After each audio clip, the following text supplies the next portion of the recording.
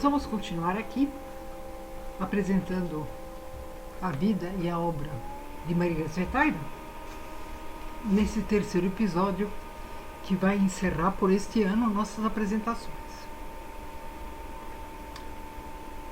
Nós acompanhamos a Marina Tsvetaeva e vamos falar agora de quais seriam os outros poetas com os quais ela se encantou e aos quais ela dedicou poemas dele. Perguntaram a ela, então, quais seriam os melhores poetas para você? E ela disse, os russos e os alemães em primeiro lugar. Bloch, o melhor da Rússia. Rilke, a melhor Alemanha. Entre os russos, Derzhavin será importante para a estruturação métrica dos seus poemas, principalmente os poemas longos, épico-líricos. Quando me perguntaram qual era o meu poeta predileto, citando, eu pensei, mas logo me surgiram 10 nomes alemães, todos querendo ser o primeiro, porque todos são o primeiro, todos querem ser o único, porque não há segundos. Heine, Platen, Hölderlin, Goethe. Apenas Goethe não tem rivais. Ele é o Deus. Nós já falamos de Marina com Rainer Maria Rilke, o qual no seu começo parecia como a mais preciosa encarnação do estetismo do final do século. Mas logo ele renunciou aos motivos mais fáceis e passou a reter, citando, apenas uma matéria dura, opaca, certamente possuída, que mais tarde viria a ser a sua poesia filosófica dos sonetos a Orfeu e elegias de Duino, que, conforme foi dito, contém uma elegia dedicada a Marina Tsvetaeva. Por seu lado, Rilke já estivera 2 vezes na Rússia, em 1899 e 1900, guiado pela fascinante intelectual Lou Andreas Salomé, onde conhecera o pintor Leonid Pasternak, que é o pai de Boris Pasternak, Lev Tolstói, e ficara fascinado pelo misticismo e pela poética simplicidade do povo russo. E após estudar intensivamente o idioma, falava, escrevia e compunha versos em russo. Por outro lado, Marina Tsvetaeva, filha de mãe de origem alemã, a quem muitas vezes acompanhara em viagem à sua terra, profunda conhecedora do idioma e da poesia germânica, assim se expressa em seu diário de 1919, citando, Rilke foi minha última Alemanha, minha língua preferida, meu país amado. A mesma coisa que para ele foi a Rússia, citando, minha paixão, minha pátria, o berço de minha alma. Bom, a inspiração então que a obra de Rilke produziu em Marina pode ser vista, por exemplo, numa estrofe de um poema de Rilke que é o meu favorito, que se chama Herbsttag, Dia de Outono, que começa assim. Wer jetzt kein Haus hat, baut sich keines mehr. Wer jetzt allein ist, wird jetzt lange bleiben. Wird wachen, lesen, lange Briefe schreiben und wird in den Alleen hin und her und ruhig wandern, wenn die Blätter treiben. E que na tradução literal ficou assim. Quem não tem casa agora, não terá. Quem está só agora, sozinho vai ficar. Vai ler, velar, longas cartas a rabiscar, e pela alameda aqui e acolá, quando as folhas caem, incerto vaguear. A Marina Tsvetaeva escreveu um poema chamado Quem Não Tem Casa, e inspirado nesse poema de Rilke, que diz o seguinte no seu caráter sintético. Quem não tem casa não é digno da terra. Quem não tem casa, não terá terra. Palha, cinza. Não construir casa. Isso ela escreveu em agosto de 18. Claro que com o seu amadurecimento e com a idade, ela passou a ter outras afinidades, sem jamais, porém, se afastar do seu centro, que é a emoção. Depois dos românticos franceses, que ela passou a conhecer, além dos que já foram citados, Lamartine, Roland, Vigny, ela descobre Proust, em particular. E depois dos românticos ingleses, Byron, Shelley, Tennyson, ela se fixa nos clássicos. Shakespeare, em particular.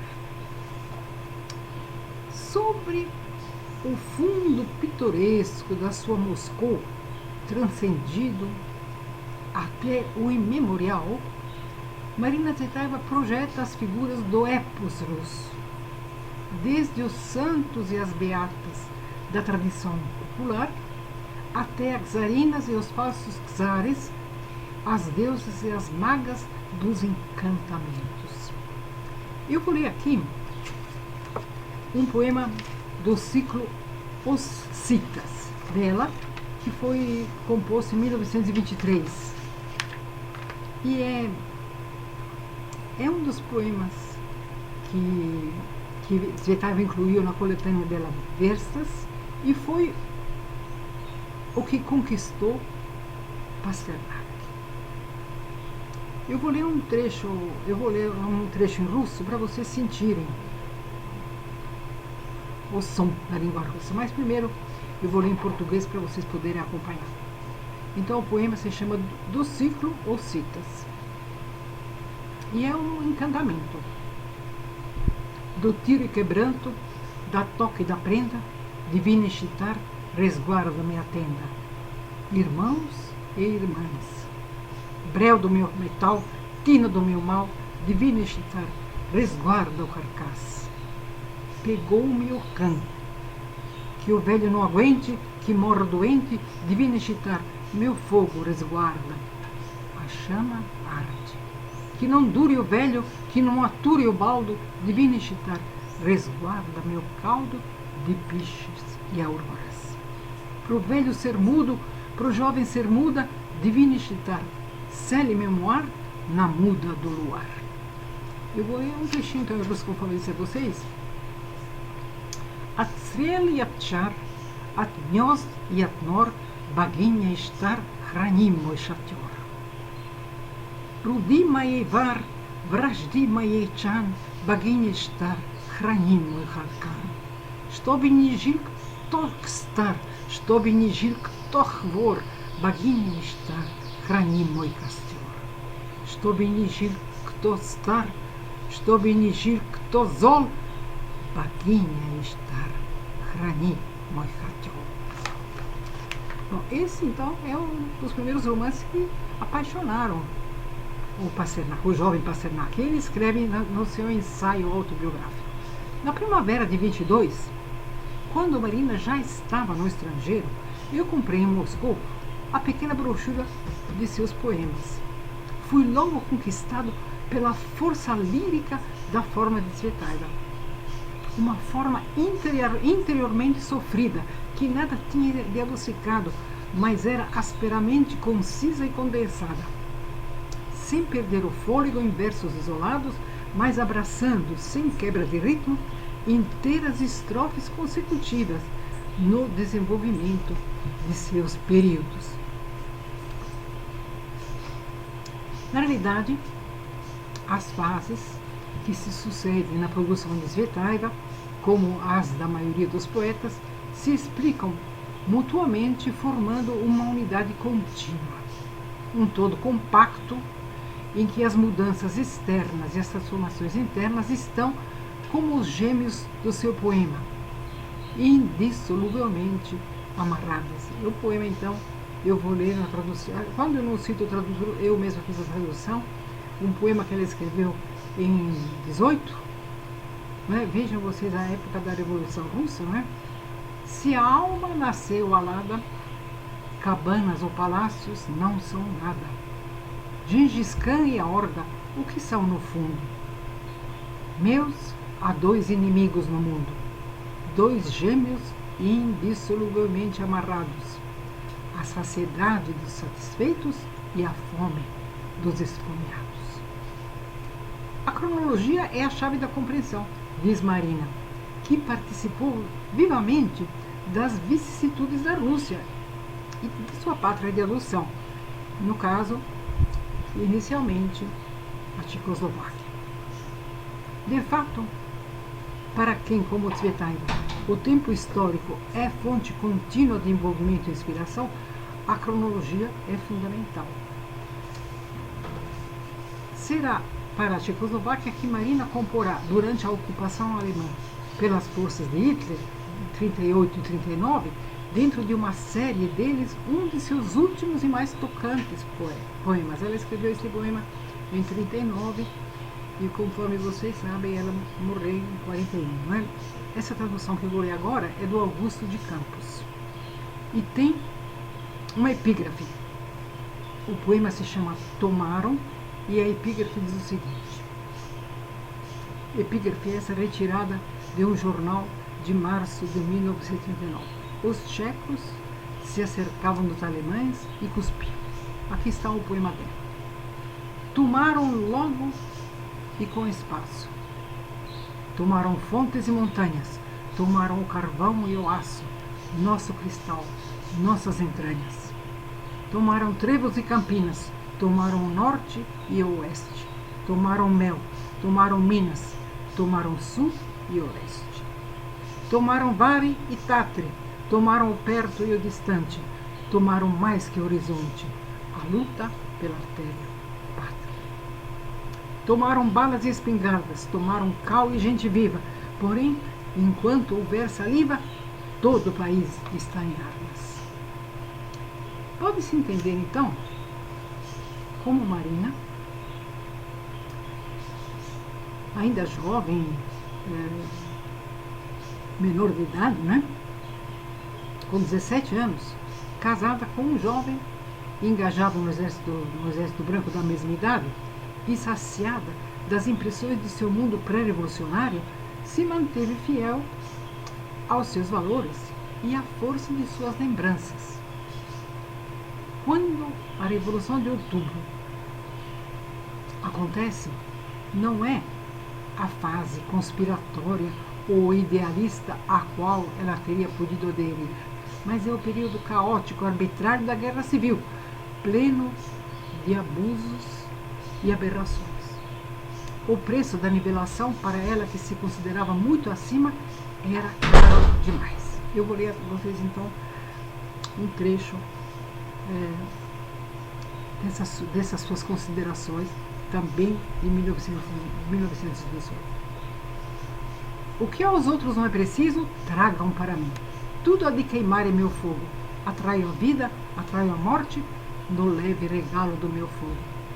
A chama gosta de substâncias leves. O mal passado, grinaldas, palavras. A chama arde desse alimento. Levante-se, pois, mais puro que a cinza. Ave fênix, só no fogo eu canto. Mantenham minha vida elevada. Eu queimo alto e queimo até o fim. E assim ser-lhe-ás cara a alvorada. Fogueira de gelo, fonte de fogo, levanto ao alto meu talhe elevado. Levanto ao alto minha alta estirpe, herdeira e conjurada. As criaturas do período da Guerra Civil, particularmente, e o arrivismo, o nepotismo, o provincianismo, às quais ela se vê atirada, sufoca. Com o marido ausente desde janeiro de 18 e com 2 filhas, além de Ariadna, conforme dissemos, ela teve outra filha, Irina. E ela vive em sublocação da casa em que morava. À medida que passa o tempo, a sobrevivência torna-se cada vez mais crítica, até que no começo de 1920, a segunda filha, que havia sido levada por ela a um pensionato estatal para crianças, acaba morrendo de fome. O fato de o diretor do instituto ter sido fuzilado por malversação de fundos e homicídio coletivo de crianças, como escreve Marina, não trará de volta nenhuma delas. É esse o poema que, entre os vários, que ela dedica a Irina. Não me verás cinzenta, não te verei crescer. De olhos imóveis, lágrimas não se espremem. Em toda a tua dor, um rompimento, o pranto. Larga-me o braço, deixa-me o manto. Da sem paixão, camafeu, olho de pedra, não tardarei às portas, como tardam as mães. Com todo o pesar do sangue, dos joelhos, dos olhos, pela última vez terrestre, não serei animal ferido que se arrasta. Não, bloco de pedra, sairei da porta da vida. Para que verter lágrimas se é uma pedra arrancada ao teu peito? Não é pedra, já é o vasto manto da águia.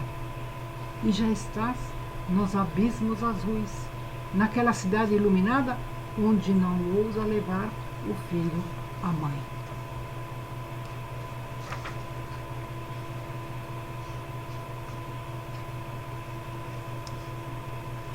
Conforme ela disse no início dessa apresentação, ela tinha uma admiração particular para o bloco que ela considerava então a Rússia, né? E conforme eu disse, ela no poema que dedica, no caso a Bloch, ela reproduz a voz de Bloch. E eu vou então ler um dos poemas do ciclo Versos a Bloch. Na mão, um pássaro que cala. Teu nome, pedra de gelo na fala. Um movimento de lábios só. Teu nome, 4 sons. Uma bola em voo apanhada, um guizo na boca de prata. Um seixo atirado num lago calmo, soluça assim como te clamo. Ao leve tropel do casco noturno, alto teu nome responde. E o gatilho, a estalar soturno, lembra-o em nossa fonte. Teu nome, não consigo. Teu nome é um beijo no ouvido. No gelo morno de pálpebras rígidas, da neve é o beijo no mundo. É um gole de fonte, azul e frígido, em teu nome o sono é profundo. Entre 17 e 21, há 2 coletâneas radicalmente opostas que Marina compõe. A primeira se chama Acampamento de Cisnes e reúne considerações sobre a Revolução de Outubro e a Guerra Civil, relacionadas com a época da invasão dos tártaros e com os temas do dito do exército de Igor, que é o primeiro poema épico russo. Seu envolvimento a favor do exército branco é a grande característica dessa obra escrita em 22. O poema se chama Na Alvorada. Eu vou ler aqui o texto onde é mencionada a palavra Div, o nome Div. E Div é uma das personagens do dito do exército grego, de 1200 por aí. Na alvorada, o sangue é mais tranquilo.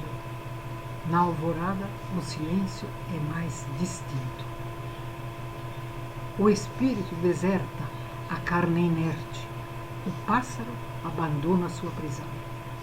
O olho vê o mais invisível longe. A alma vê o mais invisível laço. O ouvido bebe a mais inaudível voz. Sobre o Igor vencido, chora Div. A coletânea Vestas, publicada em Berlim em 23, reúne os poemas de sua fuga para o passado e a voluntária alienação de um presente insuportável.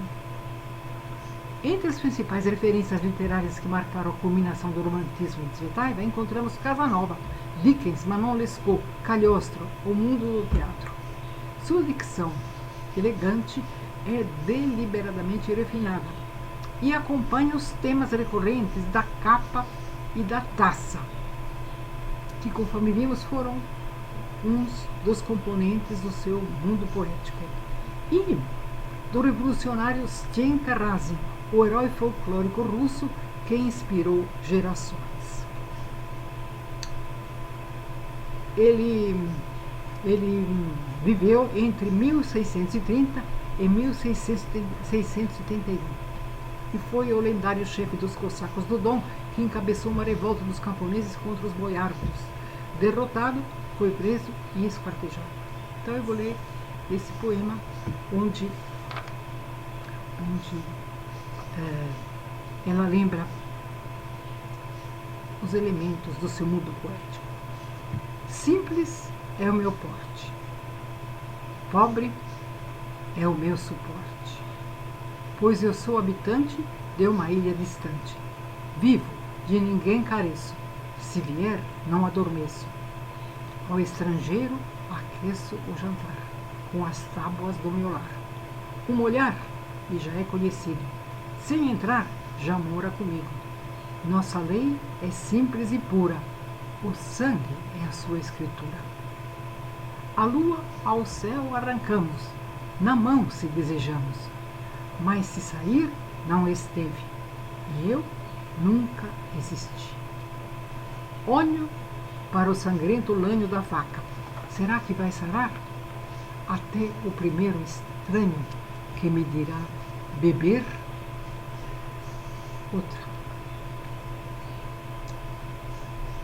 Outra coletânea escrita entre 21 e 22, conforme se lê na própria prosa dela.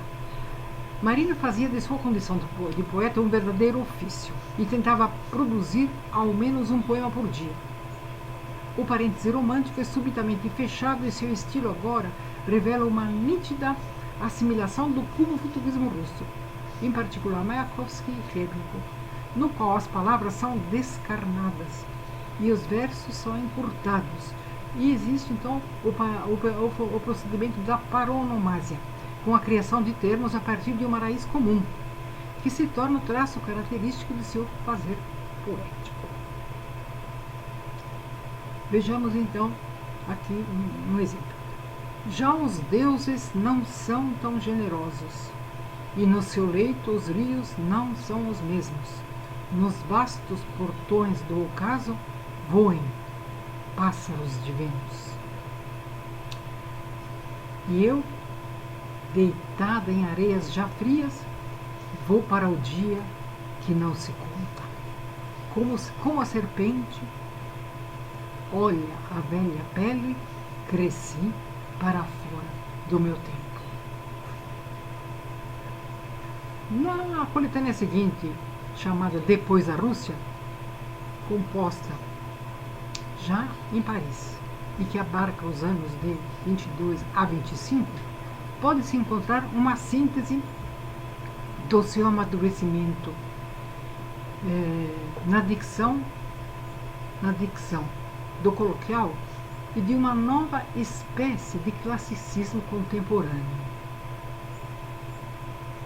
Ao mesmo tempo, porém, a dicção clássico-arcaizante, ligada aos metros coreambos e aos acentos fora deles, confere aos poemas certa gravidade elegante e ponderada, não tão diferente da elegância de certas deusas dos membros avantajados que Picasso estava pintando naquele tempo.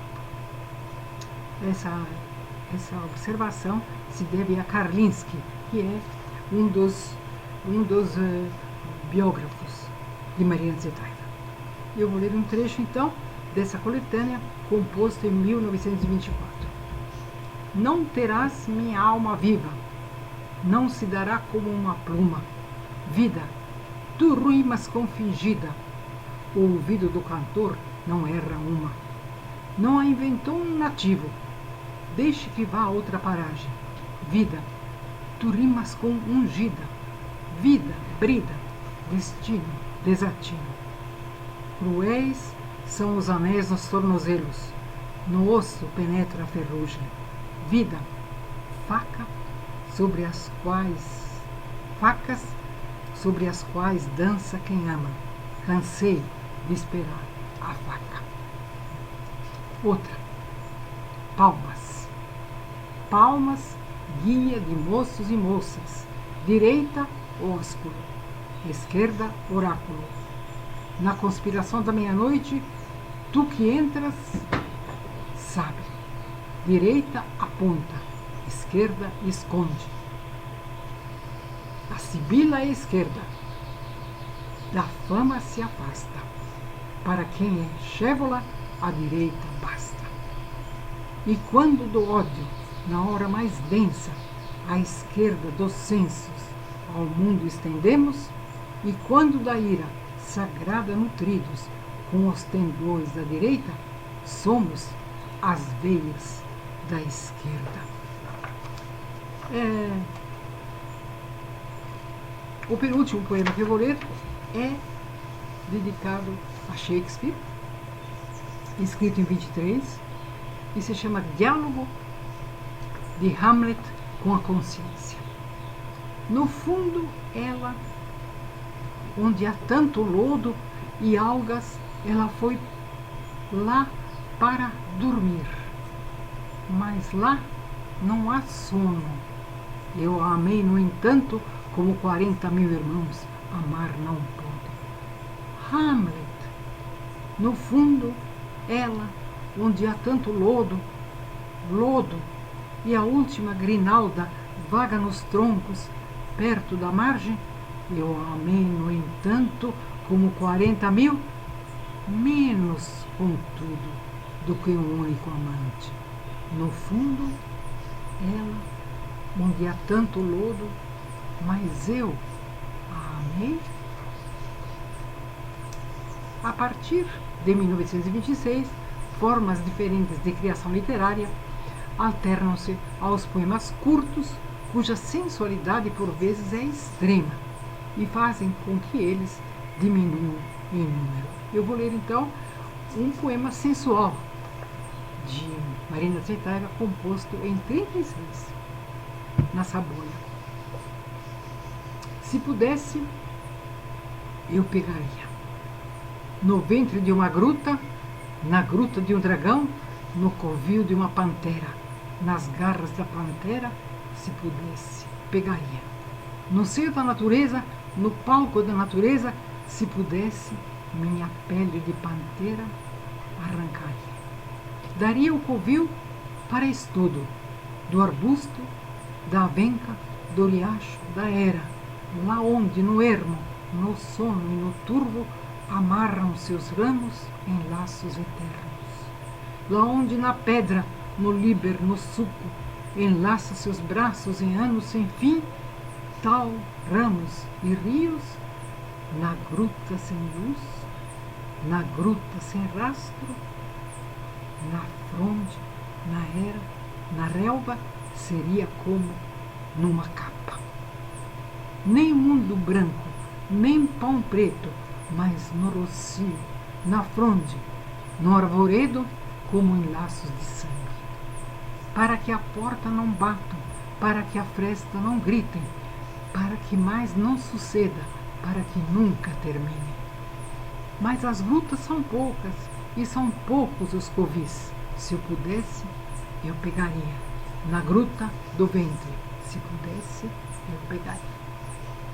Eu agradeço então pela atenção e desejo a todos um fim de ano esperançoso. É o melhor que se pode desejar. Muito obrigada pela atenção.